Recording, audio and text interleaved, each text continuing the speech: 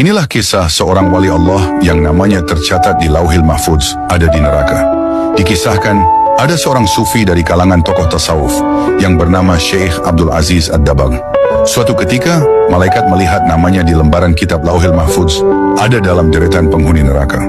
Melihat hal tersebut, malaikat merasa kasihan dan mendatangi Abdul Aziz Ad-Dabbagh. Malaikat berkata, "Wahai Abdul Aziz Ad-Dabbagh, untuk apa engkau ibadah sampai segitunya? Sedangkan aku lihat namamu di lembaran Lauhil Mahfudz, engkau adalah penghuni neraka. Mau ibadah bagaimanapun, engkau tetap akan masuk neraka." Kemudian Abdul Aziz menjawab, "Wahai malaikat, surga dan neraka bukan urusanku. Aku diciptakan oleh Allah hanya untuk beribadah kepadanya. Sebagaimana Allah berfirman, tidaklah aku ciptakan jin dan manusia kecuali hanya untuk beribadah kepadaku. Mau aku masuk surga atau neraka itu haknya Allah." Mendengar itu, malaikat kagum.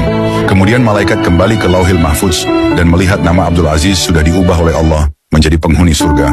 Lantas malaikat kembali menemui Abdul Aziz dan berkata, "Wahai Abdul Aziz, ada kabar gembira.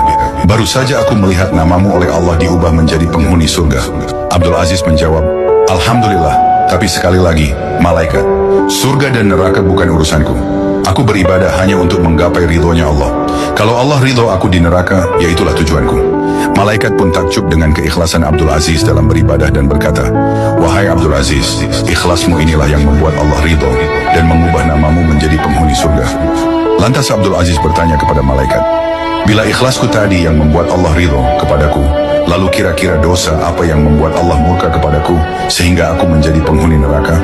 Kemudian malaikat bercerita, "Engkau ingat ketika engkau masih kecil, ketika umurmu sekitar 15 tahunan. Engkau ingat ketika engkau tidur di kamar tidurmu, kemudian engkau mendengar suara langkah kaki ibumu menuju tempat tidurmu untuk menyuruhmu membeli sesuatu di pasar, karena engkau mendengar suara langkah kaki ibumu menuju kamarmu. Lalu engkau pura-pura tidur padahal engkau sudah bangun. Kau pura-pura tidur agar engkau tidak disuruh pergi ke pasar. Ketika ibumu membuka pintu kamarmu dan melihatmu masih tidur, ibumu merasa kasihan dan tidak jadi menyuruhmu ke pasar. Sebab engkau bohongi ibumu, maka Allah murka dan menjadikan namamu sebagai penghuni neraka." Mendengar cerita dari malaikat, Abdul Aziz pun beristighfar memohon ampun kepada Allah. Semenjak kejadian tersebut, Syekh Abdul Aziz Ad-Dabbagh di sisa umurnya tidak pernah berceramah kecuali tentang berbakti kepada orang tua.